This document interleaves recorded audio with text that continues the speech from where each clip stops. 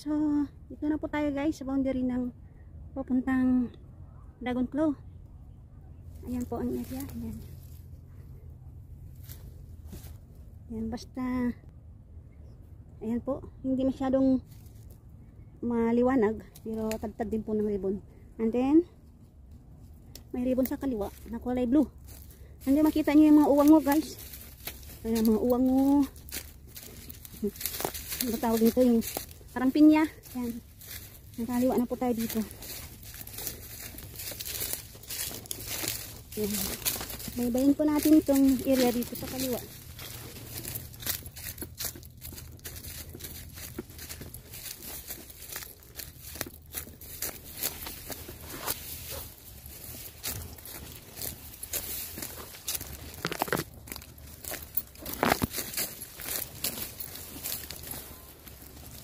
Ayan po.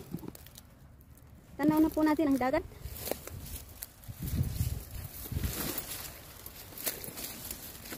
Ito po ay pababa. Ayan.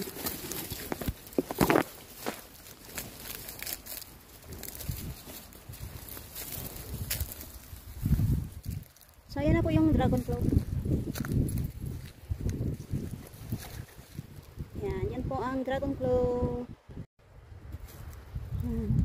Mataas po ang dagat pero mild lang po, hindi maalon. Ayan na. Dragon Claw. Ayan.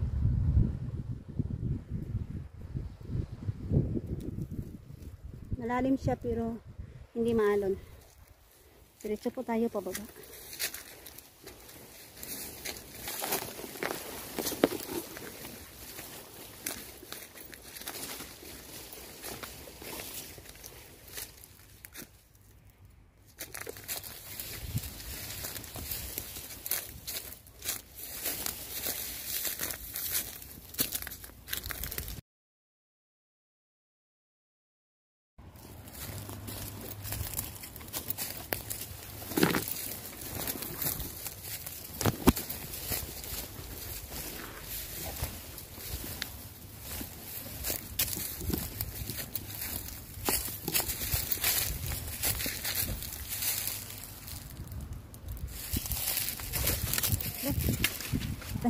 Patay na itong pangking. Ayun na po ang babaan ng Dragon Claw. May lubid po pero payat. Ay, marami pong nagkayak guys. Yun na. Tapos sinusundan naman sila ng rubber board. Rubber board. Yan. Ba't nagkampay-kampay yung isa? Dapat dalawa yung kanilang sagwan. Hindi yung ganyan yung kamay lang nilang kampay-kampay. Yan.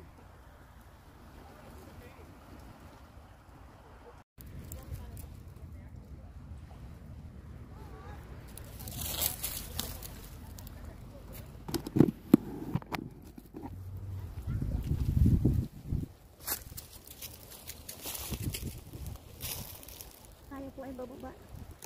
Bababa.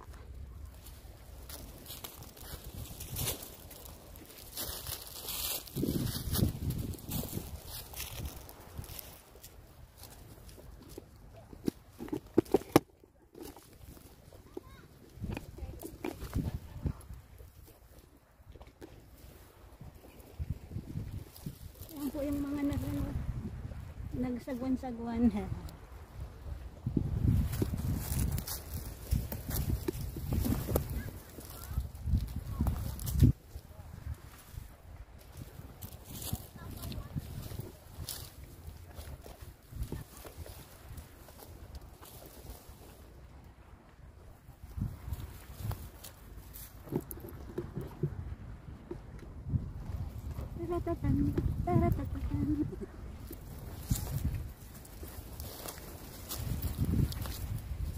So ayan po guys, nandito na tayo.